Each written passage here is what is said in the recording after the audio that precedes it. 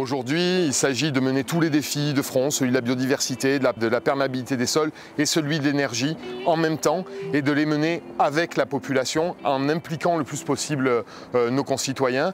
Sur la question de l'énergie, puisque c'est celle-là qui est au cœur de nos préoccupations du moment, il s'agit de permettre le développement des énergies photovoltaïques sur le territoire de Vitrolles. On est en retard en la matière et de le faire sur les bâtiments municipaux, mais aussi sur les toitures privées, des entreprises ou des particuliers, le tout dans une communauté qui nous rassemble et qui nous permet de partager les investissements et les gains. Pour moi, en tout cas, la transition énergétique, elle est collective ou elle n'existe pas, quoi. Ça fait longtemps que j'attendais en fait de pouvoir rencontrer un projet comme ça. Je sais que ça existe dans plein de pays européens.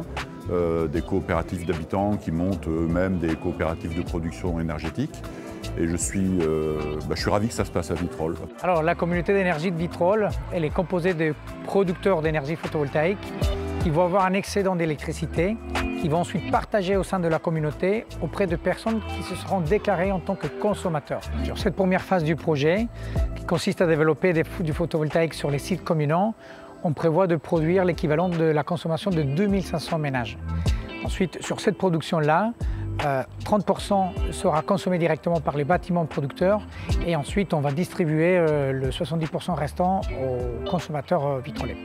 En plus de la production sur les sites communaux, on prévoit dans le cadre de ce projet d'accompagner des porteurs de projets, que ce soit des particuliers ou des entreprises, à développer leur propre projet photovoltaïque, d'adhérer à la communauté et d'en faire bénéficier au plus grand nombre au sein du territoire. Ce projet est particulièrement innovant, d'abord parce que c'est l'un des premiers projets de communauté énergétique citoyenne en France. C'est aussi un des premiers projets de cette ampleur-là, puisqu'il concerne vraiment l'ensemble de la ville de Vitrolles. Le rôle d'énergie partagée dans la transition énergétique et son premier objectif, c'est aussi de permettre aux citoyens français et donc aussi dans le cadre de ce projet à Vitrolles, de se réapproprier en fait les questions énergétiques et de participer activement à la transition énergétique. Ce projet, il vise au-delà de l'intérêt de l'administration municipale à impliquer les entreprises et les particuliers sur le territoire. En fait, c'est très innovant. D'habitude, quand une ville réfléchit, elle réfléchit à ses propres intérêts en tant qu'administration et elle va construire un partenariat avec une entreprise pour améliorer sa rentabilité. Elle va poser des panneaux photovoltaïques chez elle et améliorer ses factures.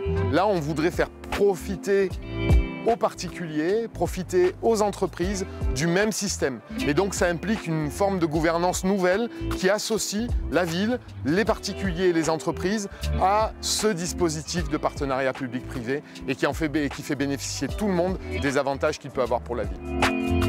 Donc oui, je pense que c'est vraiment important que la ville soit derrière le projet.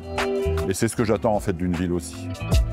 C'est qu'elle organise des choses pour le bien-être de ses citoyens, tout simplement. On a commencé un petit peu notre transition énergétique nous-mêmes, plutôt conseillé d'attendre avant d'installer des panneaux, de savoir combien est-ce qu'on consommait, pour savoir comment dimensionner ensuite l'installation de panneaux photovoltaïques. Donc on est dans cette attente.